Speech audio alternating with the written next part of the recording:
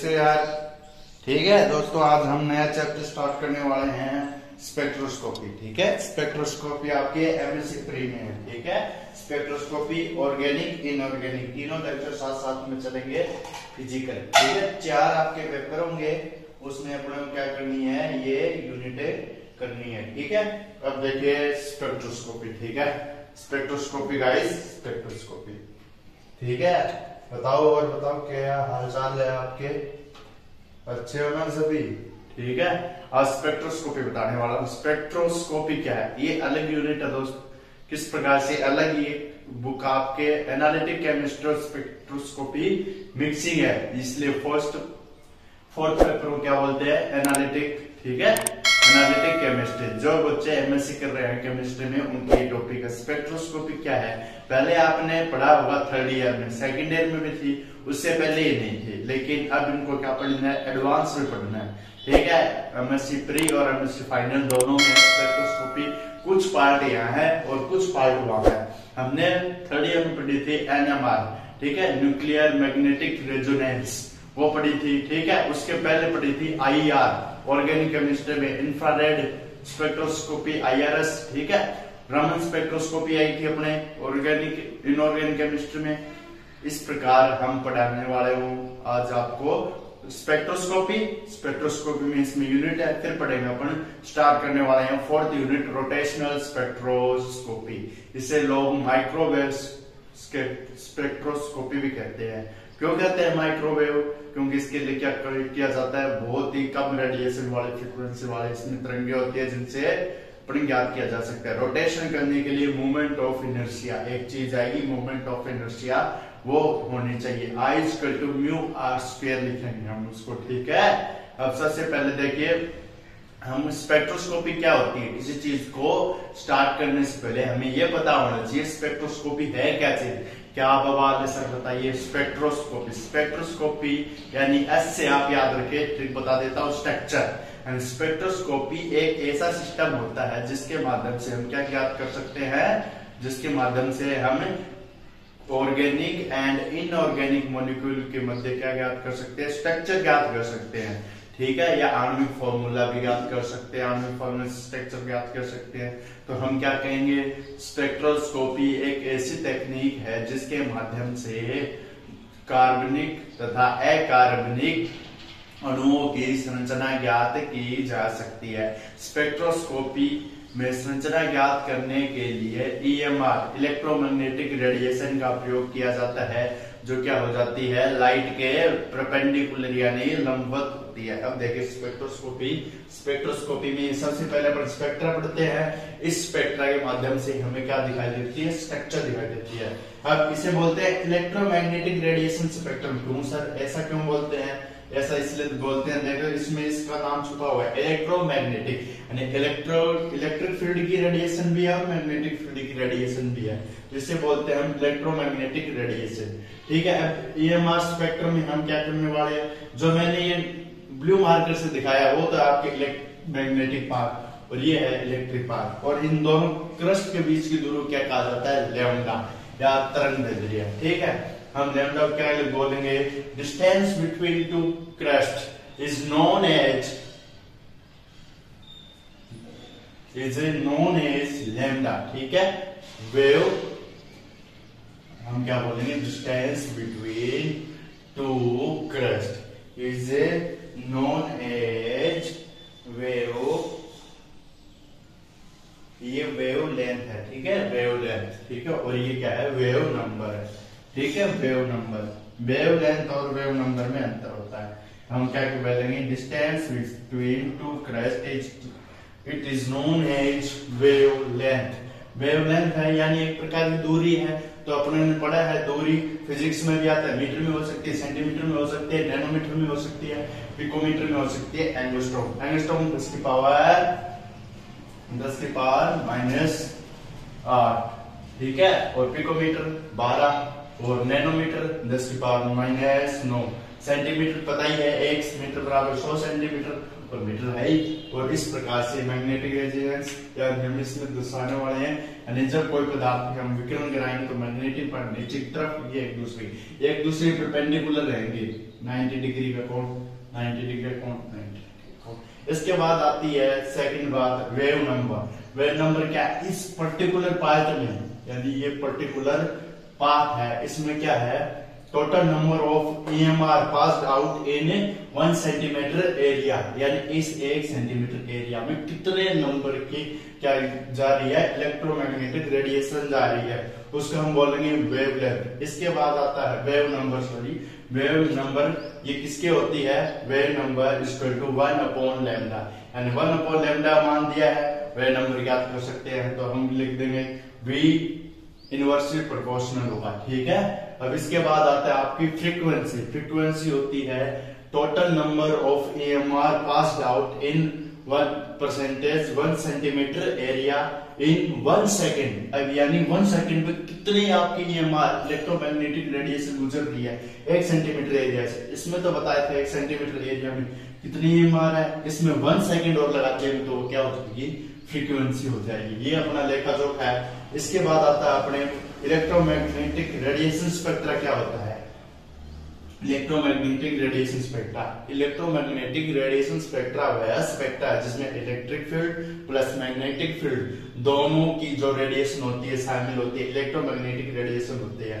अब क्या किया, इलेक्ट्रोमैग्नेटिक रेडिएशन में वेवलेंथ और एनर्जी के आधार पर इन्होंने क्या किया, एक ग्राफ बनाया, ग्राफ के माध्यम से बताया इसकी इतनी वेवलेंथ है, इसकी ये, आप बस इतना याद रखना, जिसकी लैम्डा ज्यादा होगी उसकी एनर्जी कम होगी और जिसकी एनर्जी कम होगी उसकी लैम्डा ज्यादा होगी। इसमें हम पढ़ेंगे विजिबल रीजन, IR रीजन, सब बताऊंगा। पहले ये देखिए, इनको उतारिएगा, उतार लिया।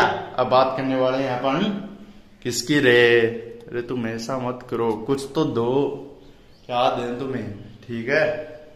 पटाखे लाइट को पटाखे कहां से देना है, दीपावली आएगी तो अपने आप पटा लेना, ठीक है। अब देखिए गाइस, हम बात करने वाले हैं स्पेक्ट्रोस्कोपी। इलेक्ट्रोमैग्नेटिक स्पेक्ट्रा दिया था, उनमें कौन कौन सी रेजें आती हैं और कौन कौन सी उनमें एनर्जी क्या होगी, वो किस प्रकार से उनका अध्ययन किया जाएगा, कौन कौन सी शाखा के अंतर्गत और क्या यूज आती है। ये एक शॉर्ट चार्ट बनाया है, एक ट्रिक की तरह आप इसे उपयोग देखें, बहुत ज्यादा काम आएगी MSc प्रीवियस और MSc फाइनल में सबसे ज्यादा, यानी 1-2 पॉइंट इससे आपके क्या हो जाएंगे, तैयार हो जाएंगे, जिसे आप क्या लिख सकते हैं, याद भी कर सकते हैं, दिमाग में भी रख सकते हैं। देखिए स्टार्ट में सबसे पहले आता है आपके, ठीक है, ये है आपके रेडियो वेव, R लिखा है मैंने शॉर्ट टर्म में, पूरा ही लिख देता हूं, रेडियो वेव, ठीक है, रेडियो वेव, ठीक है। सबसे कम एनर्जी और हाई लैम्डा, इधर क्या, इधर से इधर जाएंगे तो लैम्डा का मान घटता जाएगा, एनर्जी का मान इंक्रीज होता जाएगा। इसमें देखिए सबसे कम एनर्जी का आपको कोई पूछ ले तो कौन सी तरंगे होती हैं, रेडियो वेव होती है। रेडियो वेव का अध्ययन किसके अंतर्गत किया जाता है, न्यूक्लियर स्पिन। न्यूक्लियर स्पिन, ये न्यूक्लियस उनका किस प्रकार स्पिन कर रहा है, वो ट्रांजिशन के साथ, ठीक है। और स्टडी क्या कहलाती है इसके, NMR स्पेक्ट्रोस्कोपी, आपने पढ़ा हुआ फाइनल में, ठीक है, ऑर्गेनिक केमिस्ट्री में यूनिट फर्स्ट आपके NMR, और मैंने वीडियो भी डाल रखे हैं NMR स्पेक्ट्रोस्कोपी के, वो देखने जाकर, इसमें भी है NMR स्पेक्ट्रोस्कोपी, लेकिन बेसिक तो आना चाहिए अपने को। इसके बाद आता है माइक्रोवेव, ये अपने यूनिट स्टार्ट करेंगे माइक्रोवेव, इसका दूसरा नाम है रोटेशनल स्पेक्ट्रोस्कोपी। माइक्रोवेव में क्या है, एक तो इलेक्ट्रोस्पिन ट्रांजिशन होगा, उसके माध्यम से ज्ञात किया जाएगा, इसलिए इसको इलेक्ट्रो स्पेक्ट्रोस्कोपी बोलेंगे, और एक रोटेशनल ट्रांजिशन यानी मोमेंट ऑफ इनर्शिया के कारण, तो इसे हम बोलेंगे जड़त्व आगमन बोलते हैं, जिसे आप क्या बोलेंगे, रोटेशनल स्पेक्ट्रोस्कोपी के अंतर्गत, यानी इसमें रोटेशन, एक रोटेशन, 2 रोटेशन, रोटेशन मतलब होता है रोटेट होना, घूर्णन करना, वो स्पेक्ट्रोस्कोपी इसमें पढ़ेंगे। इसके बाद आता है IR इंफ्रारेड स्पेक्ट्रोस्कोपी, ठीक है, इसमें वाइब्रेशन यानी कंपन ज्ञात किए जाएंगे, आपने पढ़ा होगा सेकंड ईयर में। और कंपाउंड में अब जी ज्ञात करने के लिए इसको उपयोग किया जाता है, यानी फंक्शनल ग्रुप, जैसे आप कार्बोक्सिलिक एसिड हो गया, आपके एल्डिहाइड हो गया, कीटोन हो गया, ईथर हो गया, सभी फंक्शनल ग्रुप है। और ले लीजिए एमाइड हो गया, एमीन हो गया, ठीक है, इस प्रकार से फंक्शनल ग्रुप है। इसके बाद आता है यूवी विजुअल। यूवी विजुअल क्या है, अल्ट्रावायलेट या विजुअल स्पेक्ट्रो, ठीक है। विजिबल रीजन में कौन सी स्पेक्ट्रोस्कोपी होती है? Electronic transition. विजुअल रीजन में इलेक्ट्रॉन ट्रांजिशन मानते हैं, यानी इलेक्ट्रॉन एक कक्षा से दूसरे कक्षा में जा रहा है। और यूवी आपको पता ही है, सैचुरेटेड कंपाउंड स्टडी, यानी अपन सैचुरेटेड, अपने को पता कैसे चला कि ये सैचुरेटेड है अनसैचुरेटेड है, उनको किसके अंतर्गत अध्ययन करके देखा गया गाइस? जिसके अंतर्गत अध्ययन करके देखा गया। अपन नहीं पढ़ते सैचुरेटेड और अनसैचुरेटेड। सैचुरेटेड जिनमें सिंगल बॉन्ड कार्बन कार्बन के मध्य है, कार्बन हाइड्रोजन के मध्य है, और अनसैचुरेटेड डबल और ट्रिपल बॉन्ड वाले। तो इस प्रकार से जो उनके अध्ययन किया जाता है यूवी ट्रांजिशन से हमें पता चला, इलेक्ट्रॉन ट्रांजिशन से अपने इलेक्ट्रॉन की कक्षा के बारे में पता चला। इसके बाद आता है एक्सरे। एक्सरे डिटेक्शन, डिफ्रैक्शन या एक्सरे। एक्सरे कब किया जाता है? एक्सरे कब किया जाता है? इसलिए किया जाता है क्योंकि ये क्या होती है, इसकी एनर्जी तो हाई होती है, लैम्डा इसकी कम होती है, जिसके कारण ये जो शरीर के आंतरिक अंग होते हैं उनको भी देख सकती है। इसलिए एक्सरे मेथड का उपयोग किया जाता है। इसमें electron transition in inner cell electron, यानी इनर सेल इलेक्ट्रॉन है ना, एक तो बाहरी सेल होती है।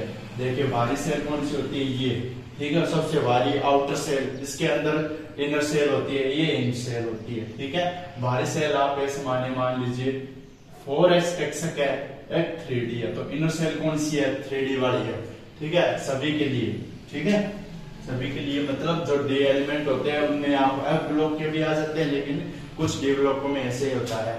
फिर इसके बाद आता है आपके, इसका अध्ययन किसके लिए किया जाता है? सॉलिड क्रिस्टल स्ट्रक्चर होती है, उसको पता करने के लिए उनमें, ठीक है। जैसे सॉलिड के रूम में आपके अलग अलग चीजें, जैसे हेरा है ना, कार्बन का आइलोट्रोप्स है, इस प्रकार से। और यहाँ पर आता है गामा रेज, हाई एनर्जी वाली, हाई एनर्जी होगी इनकी, यानी अपन कहते हैं गामा पार्टिकल सबसे ज्यादा एनर्जी देते हैं, इसलिए आप गामा रेज का उपयोग रेडियो एक्टिव तत्व के रूप में किया जाता है, ठीक है। रेडियो एक्टिव तत्व होते हैं न्यूक्लियर स्टेट में ट्रांजिशन करते हैं ये, और मास बर्स्ट स्पेक्ट्रोस्कोपी है, ये आपके फाइनल में है, इसे हम पढ़ेंगे, ठीक है। अब हम पढ़ने वाले हैं माइक्रोवेव स्पेक्ट्रोस्कोपी। इसके बारे में कुछ अध्ययन करेंगे, इसके एनर्जी निकालेंगे, एनर्जी निकालते इसके मोमेंट ऑफ इनर्शिया, इसके अनुप्रयोग। अभी तो ये बहुत बड़ी है, ठीक है, इतनी बड़ी भी नहीं है, लेकिन आप ये यूनिट स्टार्ट करने वाले हैं। देखिए आज कुछ उसका बेसिक बता देता हूँ। रोटेशन, अब देखिए गाइस, मैं बताने वाला हूँ माइक्रोवेव स्पेक्ट्रोस्कोपी या रोटेशनल स्पेक्ट्रोस्कोपी। आपको बताया था इसमें इलेक्ट्रॉनिक ट्रांजिशन वाले, और माइक्रोवेव में और कौन से आते हैं? रोटेशनल वाले आते हैं, इसलिए रोटेशनल स्पेक्ट्रोस्कोपी बोला जाता है। अब देखिए माइक्रोवेव स्पेक्ट्रोस्कोपी क्या है, ठीक है। माइक्रोवेव स्पेक्ट्रोस्कोपी वह स्पेक्ट्रोस्कोपी होती है जिसमें क्या होता है, इलेक्ट्रॉन एक एनर्जी लेवल से दूसरे एनर्जी लेवल में क्या जाता है, हायर लोअर एनर्जी लेवल से हायर एनर्जी लेवल में जाएगा, यानी हायर रोटेशनल ट्रांजिशन करेगा। उसके बाद क्या आएगा, हायर से लोअर एनर्जी लेवल में आएगा। तो उसमें अगर वह लोअर से हायर में जाएगा तो एब्जॉर्प्शन स्पेक्ट्रा बनाएगा, अगर वह हायर से लोअर में आएगा तो आपके क्या बनाएगा, अगर वह हायर से लोअर में आएगा तो वह कौन सा ट्रांजिशन करेगा, इमिशन स्पेक्ट्रा का निर्माण करेगा। अब देखिए इसमें क्या है, ये क्या है, when electron move to lower transition to higher transition rotational level, then electron was unstable and energy will be increased, ठीक है, and he formed या it formed absorption spectra, ठीक है। इसके बाद हम पढ़ेंगे when he returned electron higher rotational transition to lower rotational transition level, then he formed emission spectra, ठीक है, then he formed emission spectra। इस प्रकार हम कह सकते हैं जब इलेक्ट्रॉन लोअर एनर्जी स्टेट से हायर एनर्जी स्टेट में जाता है तब तो बनाता है वह अनस्टेबल होता है, एनर्जी उसकी ज्यादा होती है। जब वह इलेक्ट्रॉन हायर एनर्जी स्टेट से लोअर एनर्जी स्टेट में आता है तब तो उसकी एनर्जी कम होती है। अब एक बात का ध्यान रखना, जो एब्जॉर्प्शन स्पेक्ट्रा होता है उसमें क्या होती है, एनर्जी हमें पहले देनी पड़ती है, यानी किसी चीज को देंगे तभी तो वो ऑब्जॉर्व करेगा। चल भाई इसके धक्का मार और तुम ऊपर चला जाता ये चला जाएगा। और जो एनर्जी गैप होता है इनके मध्य वह एक का ही अंतर रखता है। अगर वह एक का अंतर रखता है तो वह कौन से होंगे, रोटेशन एक्टिव मॉलिक्यूल। अगर नहीं है तो वह नहीं होंगे, यानी एक का अंतर। अगर इलेक्ट्रॉन यहाँ से यहाँ जाएगा तो पहले इस स्टेट में जाएगा, तभी वह क्या है आपके माना जाएगा। वरना ये वर्जित संक्रमण और अनुसंक्रमण आपने पढ़ा होगा, ये वर्जित है, ठीक है। और एक वर्जित संक्रमण होता है और एक होता है अनुमत संक्रमण। अनुमत संक्रमण कौन सा होता है, जिसमें अनुमति होती है। अनुमति क्या है, 0 से तू 1 में जा, कोई दिक्कत नहीं है। J1 से J2 में जा, कोई दिक्कत नहीं है। लेकिन तू 0 से डायरेक्ट J2 में नहीं जा सकता, पहले तेरे को 1 में जाना ही पड़ेगा, ठीक है, तेरे को करके दिखाना ही पड़ेगा। ये एमिशन स्पेक्ट्रा है। इसके बाद ये आपके आने वाला स्पेक्ट्रोस्कोपी परिभाषा बता दी। रोटेशन स्पेक्ट्रोस्कोपी यानी मैंने बता दिया, जिसमें इलेक्ट्रॉन क्या करता है, एक रोटेशन ट्रांजिशन करके दूसरे रोटेशन ट्रांजिशन में जाता है, ठीक है। यहाँ पर J का मान लिख देता हूँ, 1 रोटेशनल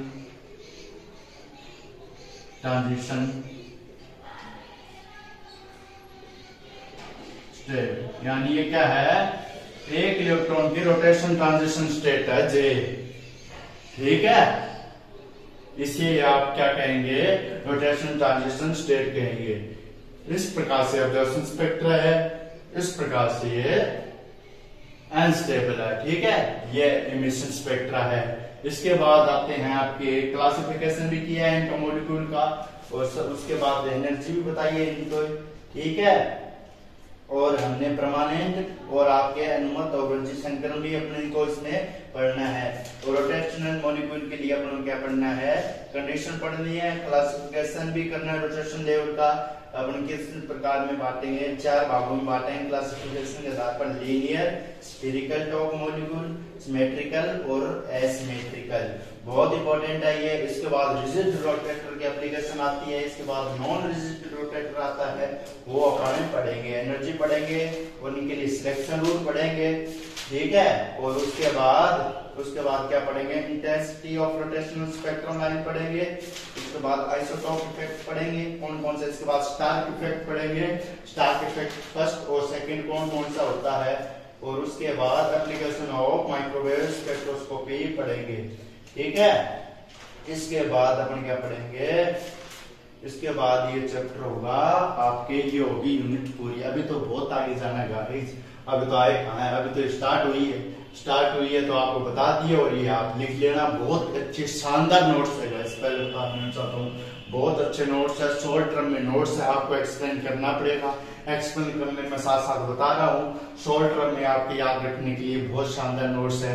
और नोट्स चाहिए तो लाइक शेयर कमेंट में डालें और सब्सक्राइब करेगा, जितना उसके वीडियो फैला दो, जिससे क्या हो, जो आपके सेमेस्टर होगा आपके बार GS यूनिवर्सिटी ने सेमेस्टर दे दिया, यानी फर्स्ट सेमेस्टर सेकंड सेमेस्टर जो आपके हरियाणा में होता था उस प्रकार से कर दिया। यानी पहले सेमेस्टर होगा, पहले सिलेबस, फिर एक सेमेस्टर और होगा, मतलब 4 पेपर पहले करवा लेगा।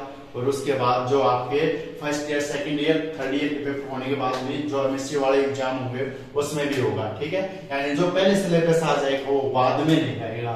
इस प्रकार से इन्होंने ये अपना लो नियम निकाला है, ठीक है। इस प्रकार से आप इसको पढ़ते रहिए, ठीक है। इसके बाद हम कल चलेंगे ऑर्गेनिक केमिस्ट्री में। एरोमेटिसिटी में एमएससी लेवल की करवा रखी है, आप देखो उससे ज्यादा लेवल की मिलेगी एरोमेटिसिटी। और उसके बाद हम करवा भी देंगे एरोमेटिसिटी, उसमें अपन पढ़ेंगे एमओटी के आधार पर व्याख्या करेंगे, रेजोनेंस पढ़ेंगे, हाइपर कॉन्जुगेशन पढ़ेंगे, कॉन्जुगेशन पढ़ेंगे, क्रॉस कॉन्जुगेशन पढ़ेंगे और बहुत ज्यादा एग्जांपल आपको याद रखने पड़ेंगे ऑर्गेनिक केमिस्ट्री में। उसके बाद हम चलते चलते हम पढ़ेंगे अक्कल का लो, पाउली का लो, ठीक है। इस प्रकार से अपन पढ़ेंगे। आप इसके लिए ये देखिए। ओके दोस्तों, बाय। आप इस चैनल को लाइक शेयर सब्सक्राइब जरूर करें गाइस, मेरे सब्सक्राइबर को जल्दी से बढ़ाओ, जिससे मुझे भी मोटिवेशन बने और आपके लिए बहुत अच्छी वीडियो मैं लाऊं। ओके गाइस, मस्त रहिए, पढ़ते रहिए, बाय।